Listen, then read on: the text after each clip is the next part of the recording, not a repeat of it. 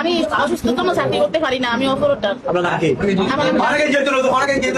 জানালাম কলকাতায় থাকি, এখানে আমরা দেখছি কিন্তু আমার খারাপ কিছু কেউ দেখে নেই আজ পর্যন্ত। খারাপ কিছু না দেখলে এখানে কেন? এখন আমি কিভাবে আইসি নিজে জানি না, কিছু জন শয়তানে আনছে। আমি জীবন করছিল, তাই একদম আমার বলছিল যে হুজুরের সাথে কথা বলো, মসজিদের ইমাম সাহেবের কথা বলো, তোমার কিছু টাকা উঠে দিলে তুমি চিকিৎসা করতে পারো। তো ওনার সাথে আমি কথা বলছিলাম, বলছিলাম মতন উনি বলছে তোমার আগে আইসি, আমি তোমার আগে আসতে পারি না, আসল আগে আইসি। আর ওই মানুষের বলছে আমার কিছু টাকা দিচ্ছে, ওই মানুষের দিচ্ছিল, তাই ওই টাকা দিয়ে আমি ওষুধ কিনে খাইছিলাম, আমি চাকরি করতে পারি না।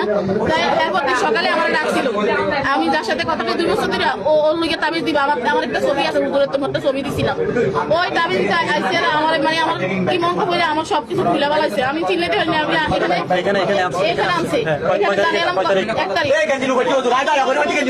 1 তারিখ জানালাম আঙ্কেলের বাসায় এনে, তো জানালাম আঙ্কেলের বাসায় এনে, ওই জন্য আমি ছিলেন আমার কি মাংস ছিলেন। ওনাকে বলছি আমি চলে যাই, আমি এগুলো করার জন্য আসি। উনি বলছে আমি 6 মাস করতে পারি না, আমার বউ স্টক করছে, উনি আমার সারে না, আমি কি করবো? তারপরে আমি না করতে ওইখানে একটা ফিরোজ নামে একটা দোকান আছে না, ফিরোজ ভাইয়ের দোকান আছে না, ফান্ডার আছে, ওই ফিরোজ ভাইয়ের লোক আমি শেয়ার করছি কথাটা, রমজান মাসের দিন এটা মসজিদের ইমাম সাহেব এটা করা উচিত। কই ভাই আমি একা তাই আমার শতকুল আর আমি কাম শেয়ার করছি।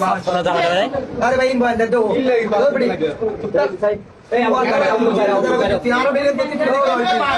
না ফিরোজের তো আমি কইছিলাম আর কি।